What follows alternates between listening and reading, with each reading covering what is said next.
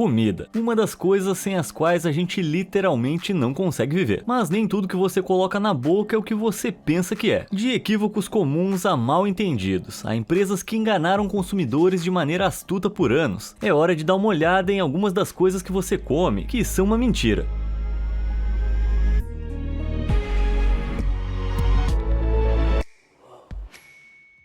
Leite congelado.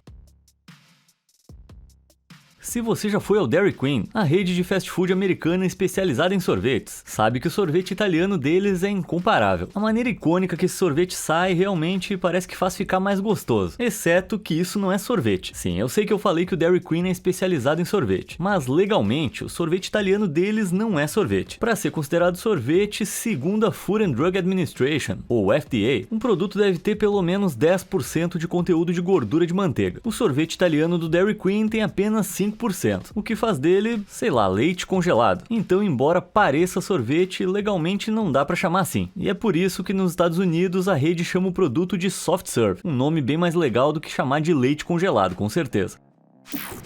Shake de quê? Eu amo milkshakes, tão saborosos e refrescantes. E na minha opinião, nenhum lugar faz milkshakes melhores que o McDonald's. Pelo menos eu achava que eles faziam milkshakes. Porque se você for a qualquer franquia americana de fast food do McDonald's, os milkshakes são chamados apenas de shakes. Nenhuma menção ao milk, ou leite, em nenhum momento. Mas no Reino Unido, eles são chamados de milkshakes. Então, qual é o problema dos Estados Unidos? Acontece que tudo tem a ver com as regulamentações de leite dos estados. Em Connecticut, as regras estipulam que um milkshake deve conter pelo menos 3,25% de gordura de leite. Em Dakota é 2%. E em Nova York tem um sistema de classificação totalmente diferente, separando shakes de laticínios e milkshakes feitos no congelador. É um negócio bem complexo. Então, para simplificar, o McDonald's chama os seus milkshakes americanos, que tecnicamente contêm leite do soft serve que eles usam para fazê-los, simplesmente de shakes. Tudo só para evitar qualquer problema judicial. Mentira do mirtilo.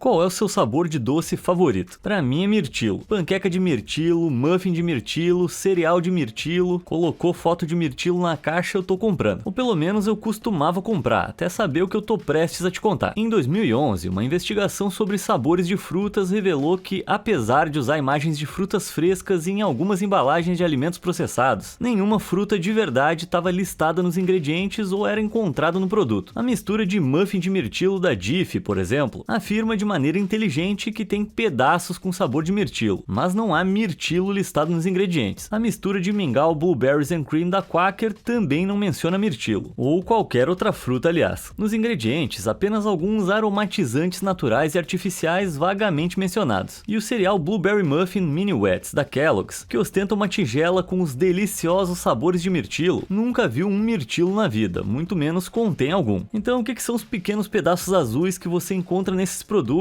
que você é levado a acreditar que são mirtilos? É bem decepcionante, mas são só pedaços de açúcares, amidos e corante alimentar. Portanto, leia a lista de ingredientes de maneira cuidadosa em qualquer coisa que tenha mirtilos na embalagem. Isso vai evitar muita frustração. Coloração do salmão. O salmão é o rei dos peixes, pelo menos em termos de sabor. O tom rosado distinto da sua carne é incrivelmente apetitoso quando cozido, defumado ou até mesmo cru. Bom, é tão distinto que até tem uma cor com esse nome, né? Então, será que é uma boa hora para mencionar que o salmão na verdade não é dessa cor? Tá, o salmão selvagem é. Isso porque sua dieta inclui astaxantina, um composto avermelhado encontrado em camarões. Mas o salmão de criação, aquele que é criado e cultivado para ser vendido e consumido em grande escala, come ração. E essa ração pode incluir coisas como óleo e carne de peixes menores, glúten de milho, penas moídas, soja, gordura de frango, levedura geneticamente modificada, enfim, nada de camarão caro com certeza. E dessa forma a carne do salmão de criação é cinza. Os criadores adicionam astaxantina sintética, que pode representar até 20% do preço da ração, para dar ao peixe a cor rosa que a gente adora, embora não seja nada comparado ao vermelho vibrante do salmão selvagem. Nem queijo é.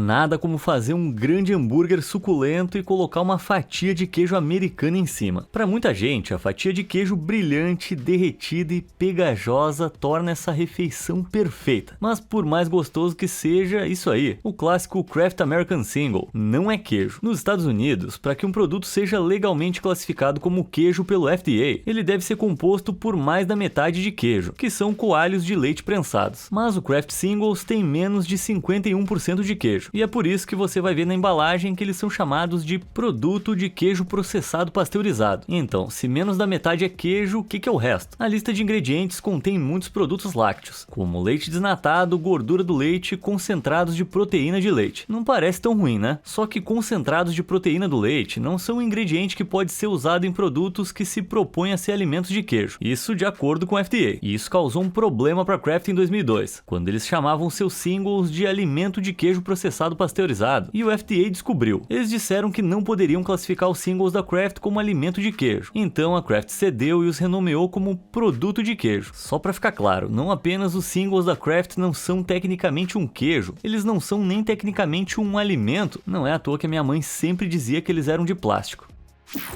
Conspiração da cenoura. Tá, você é uma pessoa esperta e talvez possa me ajudar com algo. Eu vou te mostrar algumas fotos e você vai me dizer nos comentários aí embaixo qual dessas são e quais não são cenouras. Sei que é uma pergunta bem estranha, mas vai por mim, isso vai nos levar a algum lugar. Tá pronto? Ok, número 1. Isso é uma cenoura? E esse aqui, número 2. É uma cenoura? E esse, número 3. Isso aqui é uma cenoura? Tá, e dá uma olhada aqui no número 4. Isso aqui são cenouras? Tá, e finalmente o mais estranho de todos. O número 5. Isso aqui é uma cenoura? Tá, você anotou todas as suas respostas aí. Quais dessas você disse que não eram cenouras? Número 3? Talvez o 4 e o 5 também? Bom, todos são cenouras. Sim, parece uma pegadinha de 1º de abril de baixo nível. Mas por mais que essas cenouras de cores diferentes pareçam mutações genéticas estranhas, na verdade cenouras laranjas são tecnicamente as anomalias. Há cerca de 5.000 anos atrás, cenouras selvagens eram brancas ou amarelas, como a maioria das raízes e vegetais de raiz são. À medida que as pessoas no Planalto Persa começaram a cultivá-las, mutações e variantes de cores diferentes começaram a surgir, e cenouras roxas se tornaram a norma. As cenouras domésticas foram então cultivadas, e o amarelo começou a mutar em variantes mais alaranjadas, que os agricultores plantaram seletivamente. Há um boato de que essa seletividade foi feita para homenagear o herói holandês Guilherme de Orange, mas não há registros históricos que deem suporte a essa versão. Mas no fim das contas é isso. As cenouras não são apenas laranjas. Aroma sintético.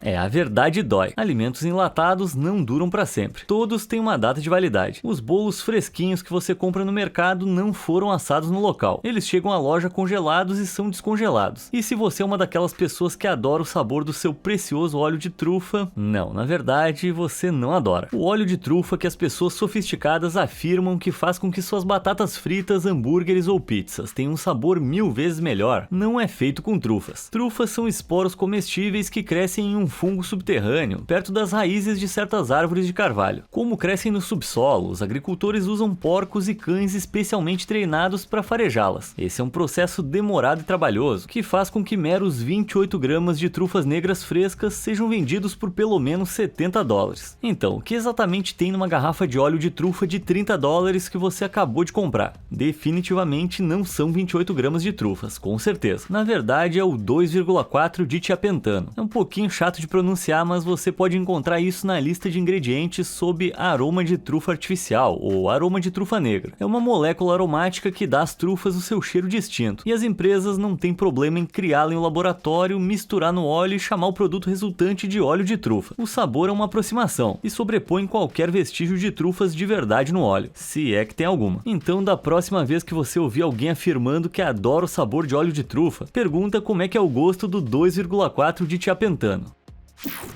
Bacon Tente. É hora de uma opinião controversa, uma daquelas polêmicas, uma opinião que pode me cancelar. Vamos lá, salada é muito ruim, pronto, tá dito. Se tiver algum fã de salada assistindo, me desculpa, mas eu não sinto muito. Um monte de folha e vegetal numa tigela não é refeição, nem mesmo aquela infinidade de imagens de estoque de mulheres rindo das suas saladas básicas pode me convencer do contrário. Sério, por que tem tanto disso na internet? Bom, sabe o que pode me fazer mudar de ideia sobre uma salada? Pedacinhos de bacon. Essas pequenas pepitas crocantes de sabor de bacon podem me fazer gostar de praticamente qualquer alimento em que elas sejam polvilhadas. Salada, batata, sopa. É engraçado como o sabor de carne torna a tentativa de comer vegetais mais apetitosa pra mim. Mas sabe o que é mais engraçado? O fato de que muitos pedacinhos de bacon processados, farelos, pedaços, sais, temperos, sabores, o que quer que você chame, são veganos. Sério, não tô brincando. A marca favorita das famílias americanas, McCormick's Bacon Pieces, anuncia um ótimo sabor de bacon, embora os chips sejam feitos de farinha de soja texturizada. O sabor é completamente artificial, sem produtos animais no frasco. O sal de bacon da J&D tem até vegano impresso na parte superior. Os chips de bacon defumado da Mike Cell, os chips de bacon com bordo da Kettle Brand e até os chips de bacon com bordo da 7-Eleven também são veganos. Acontece que o sabor salgado, defumado e saboroso do bacon pode ser criado artificialmente de uma forma que não inclui produtos animais e faz sentido para o resultado financeiro de alguns fabricantes. Mas lembre-se, nem todos os itens com sabor de bacon são veganos. Então, se houver algum vegano assistindo que está desejando pecaminosamente o sabor do bacon, ainda é bom verificar a lista de ingredientes. Você não vai querer ser pego pela polícia vegana. Vegano ou engano? Por falar em polícia vegana, no momento, o veganismo é um grande negócio. Com o aumento dos custos da carne, tendências veganas nas redes sociais e mais pessoas conscientes sobre os efeitos da sua dieta no planeta, houve um grande aumento no número de pessoas comprando produtos alimentares veganos. Em 2028, espera-se que o mercado de alimentos veganos valha 31 bilhões de dólares, mais do que o dobro do valor que era em 2023. E os executivos das grandes empresas perceberam isso, com mais alternativas de carne, laticínios e produtos veganos nas prateleiras dos mercados do que nunca. O capitalismo adora uma tendência. O único problema é que o capitalismo adora mais o seu lucro do que a razão moral ou ética por trás dele. E como é que eu sei disso? Porque em julho de 2023, inspetores que realizavam exames de rotina no Reino Unido revelaram que um absurdo de 90% de todos os produtos avaliados marcados como veganos continham vestígios de produtos animais. Isso incluía alternativas veganas de trufas de chocolate, pizzas, hambúrgueres, muffins, wraps e mais. Mas como isso? Bom, as fábricas onde os alimentos do supermercado são processados, embalados e produzidos, frequentemente têm centenas de produtos diferentes passando pelas mesmas linhas de produção. E como seria caro criar uma instalação separada especificamente para os produtos veganos, eles são frequentemente processados nas mesmas instalações dos produtos não veganos, levando à contaminação cruzada. Quase dá para entender. O que eu não consigo entender é como é que os inspetores descobriram que 1/3 desses alimentos veganos foram, na verdade, feitos diretamente com produtos animais e foram rotulados incorretamente. Sim, os veganos agora provavelmente estão enfrentando alguns problemas de confiança bem graves. Mas o pior é que esses rótulos enganosos podem e já mataram pessoas. Aqueles com reações alérgicas graves a coisas como proteína do leite consumiram produtos supostamente veganos e não viveram para terminar o resto do sanduíche. E eu realmente queria que isso fosse uma piada, mas é sério. Então, seja você vegano ou não, acho que todo mundo concorda que é preciso saber exatamente o que está nos alimentos. Quanta abobrinha! A temporada de abóboras. Com certeza é uma das comidas que eu mais gosto. Esses grandes e redondos vegetais? Não, talvez frutas? Parece que não também. Mas o que exatamente é a abóbora? Bom, botanicamente, uma abóbora é o ovário carnudo amadurecido de uma planta que tem as sementes da planta encerradas dentro. Então, tecnicamente, uma abóbora é uma baga. Tá, acho que isso não é uma conclusão assim totalmente surpreendente. Afinal, as pessoas fazem torta de abóbora com essas grandes frutas laranjas. Quer dizer, algumas pessoas fazem. A menos que você mesmo faça o purê de abóboras, a resposta provavelmente é não. A maioria das receitas de torta de abóbora pede uma lata de purê. Os americanos sabem exatamente como essas latas são. Provavelmente tem uma dessas sobrando do Dia de Ação de Graças do ano passado. Mas pro resto do mundo elas se parecem com alguma variação disso. Todas elas falam sobre abóbora no rótulo e nos ingredientes. Mas essas latas estão cheias de abobrinha. A abobrinha é, botanicamente falando, uma fruta que faz parte da mesma família das abóboras. Mas embora todas as abóboras sejam tecnicamente abobrinhas, nem todas as abobrinhas são abóboras. Mas o FDA se recusa a traçar uma linha dura entre as duas, o que é conveniente para os vendedores de purê de abóbora. Como a polpa das grandes abóboras laranjas tem muita água, fibras e baixa doçura natural, ela não é ideal para tortas. A sua prima, por outro lado, a abobrinha Dickinson, comparativamente bege e sem graça, tem todas as qualidades que os produtores desejam e que as laranjas não têm. Como resultado, 85% do purê de abóbora vendido nos Estados Unidos é, na verdade, a velha abobrinha Dickinson. Mais um clássico culinário arruinado. Mentira branca. Qual é o seu tipo favorito de chocolate? Eu sou fã de chocolate ao leite, mas também gosto de um chocolate amargo suave e do chocolate branco. Mas independente da cor, por que ele tem um gosto tão bom? Bom, isso se deve a como ele é feito. Para fazer chocolate, os grãos de cacau são fermentados, secos, torrados e depois moídos. A trituração dos grãos separa os sólidos do cacau, que proporcionam o sabor do chocolate, da manteiga de cacau, que é responsável pela suavidade e textura. Como você deve ter adivinhado, o chocolate amargo contém mais sólidos de cacau, enquanto o chocolate branco, na verdade, não contém nenhum sólido de cacau. Ele é feito combinando a manteiga de cacau com sólidos do leite. Então, considerando que os sólidos do cacau são o que dá sabor ao chocolate, tecnicamente isso significa que o chocolate branco não é realmente chocolate. A maioria dos grandes chocolateiros não o considera um verdadeiro chocolate. Na verdade, sem os sólidos do leite, ele nem é branco. A manteiga de cacau é, na verdade, amarela. Então, quanto maior a qualidade do chocolate branco que você obtém, ou seja, o que tem mais manteiga de cacau e menos açúcar e aromatizantes, mais amarelo ele fica. Ainda assim, tem um gosto muito bom. Então, mesmo que não seja chocolate de verdade, eu continuo amando. Melhor na Europa. Os chocolateiros mais aclamados podem ser encontrados na Suíça, Bélgica, Itália, França, Reino Unido e Estados Unidos. Mas o que é rotulado como chocolate nos Estados Unidos, surpreendentemente, não é do outro lado do Atlântico. Na Europa, a regra geral é que os alimentos que afirmam ser chocolate devem conter mais de 20% de sólidos de cacau. É por isso que uma barra padrão holandesa, como a Tony's Chocolonely, tem 32% de sólidos de cacau. E os chocolates da empresa italiana Ferrero, como o Kinder, tem chocolate ao leite que contém no mínimo 32% de sólidos de cacau. Mas em contraste, uma barra Hershey's americana tem apenas 11%, porque nos Estados Unidos o mínimo de sólidos de cacau para um alimento ser classificado como chocolate é de apenas 10%. Então na Europa as coisas americanas tecnicamente não são chocolate. Mas essa não é a única coisa que os europeus gostam de reivindicar. Segundo eles, os doces Hershey's americanos têm gosto de vômito. E eu odeio dizer isso, mas eles não estão errados. O chocolate Hershey's tem um sabor azedo em comparação com seus equivalentes europeus. Teoricamente, devido à presença de ácido butírico que vem do leite usado. Agora, todo leite contém esse ácido, mas o leite americano passa por um processo de lipólise para torná-lo estável na prateleira, um processo que também produz mais ácido butírico. Ele tem um gosto azedo e acre, e é a mesma substância que dá ao vômito seu cheiro característico. Então tem menos sólidos de cacau e mais ácido de vômito, mas eu ainda gosto bastante mesmo assim. E você? Me conta aí nos comentários. Nada virgem.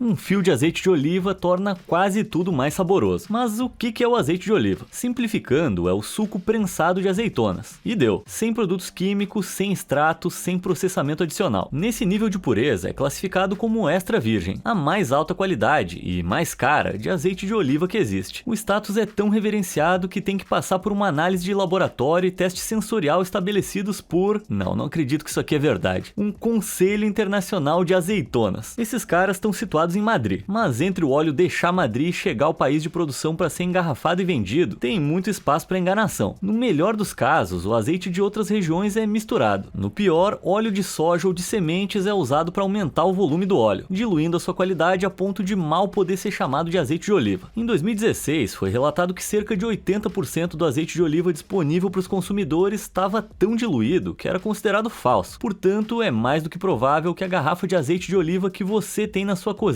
alegando inocentemente ser extra virgem, seja provavelmente extra promíscua. Pesto barato.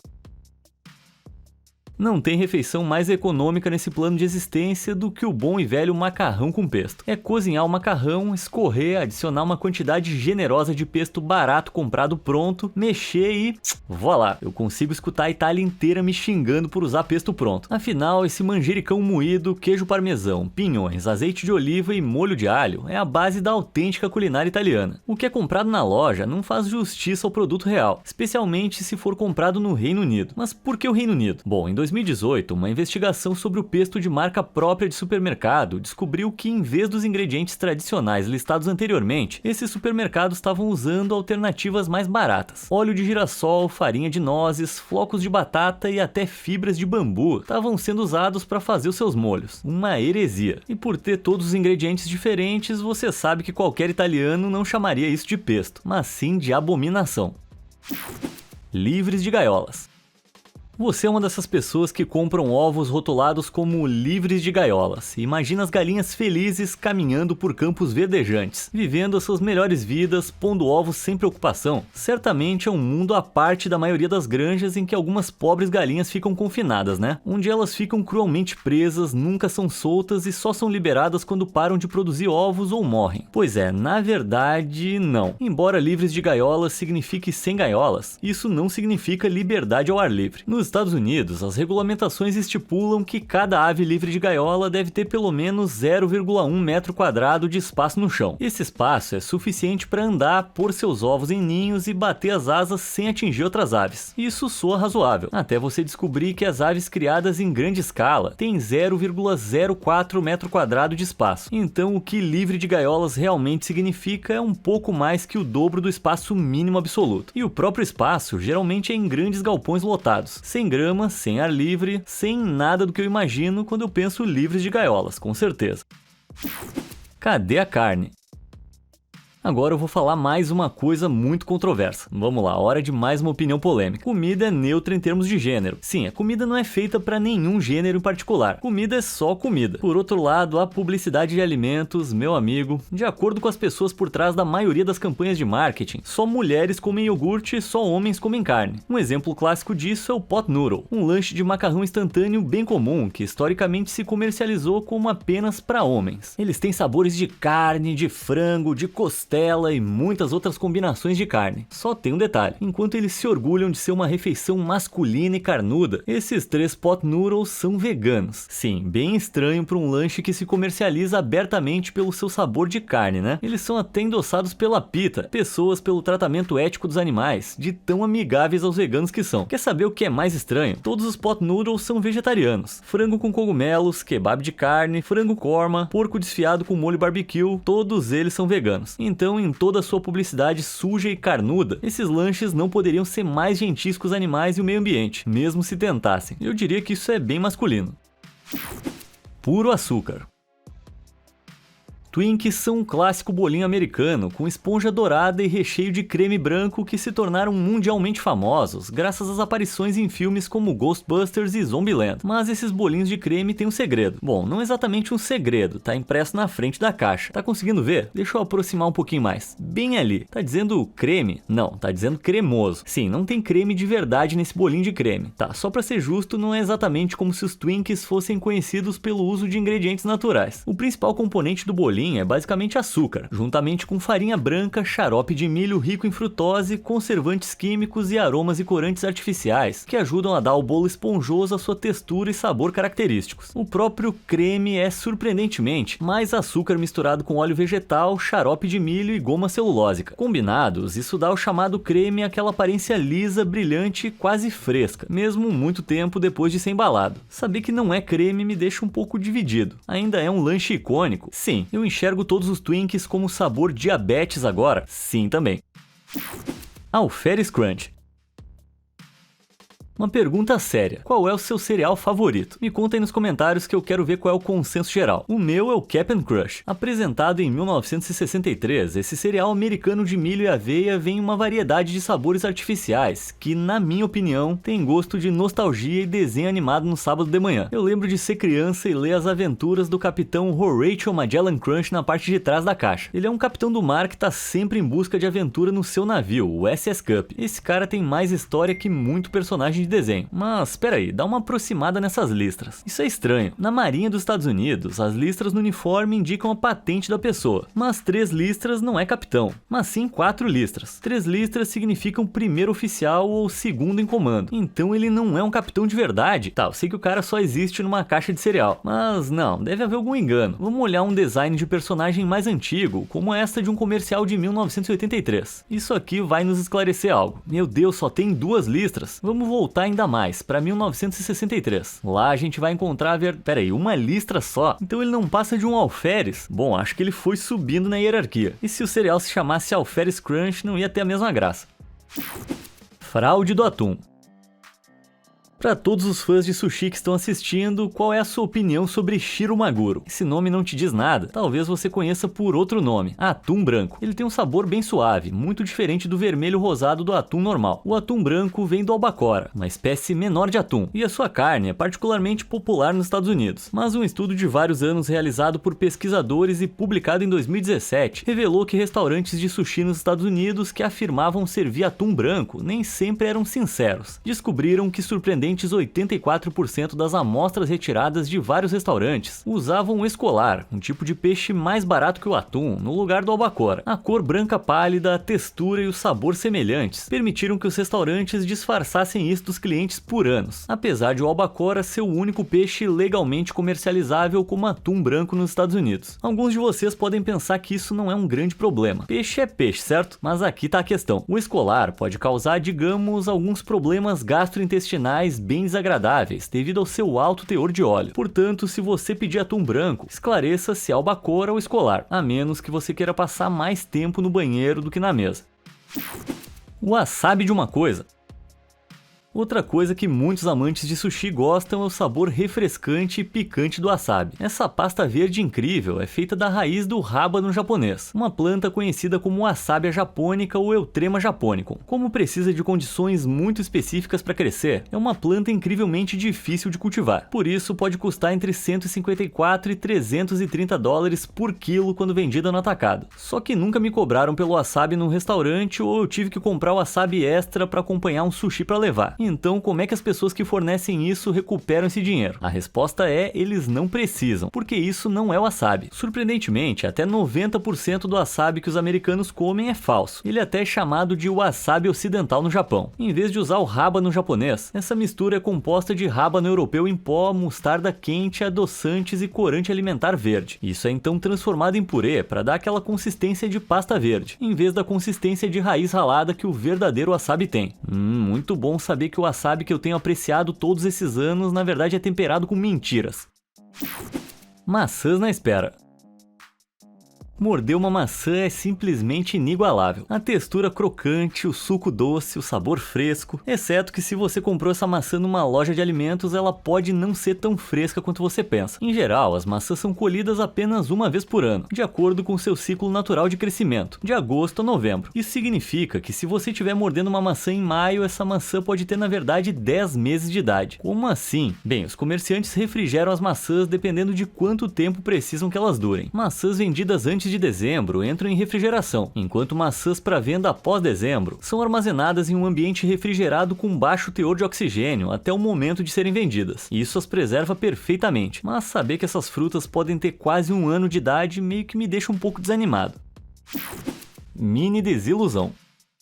Eu adoro molhos e adoro mergulhar alimentos neles. E depois de uma grande pesquisa que eu fiz, eu posso falar com segurança que não tem alimento melhor para mergulhar nos molhos que as mini cenouras. Elas são adoravelmente pequenas, crocantes e saborosas. É realmente uma maravilha como eles cultivam vegetais tão bem desenvolvidos e pequenos. Exceto que, na verdade, a minha ingenuidade e necessidade insaciável de molhos me enganaram todos esses anos. Embora as cenouras bebês sejam um tipo de cenoura colhida antes de atingir a maturidade, elas crescem em tamanhos e formas inconsistentes e geralmente não são o que você compra quando planeja mergulhá-las naquele molho. Não, o que nós compramos são mini cenouras cortadas. Essas são apenas cenouras de tamanho normal cortadas em pedaços de aproximadamente 5 centímetros. Tá, sendo bem honesto, eu sei que isso não é o fim do mundo, mas por que parece uma traição tão grande, né? Ah, cenourinha, me diz que isso não é verdade.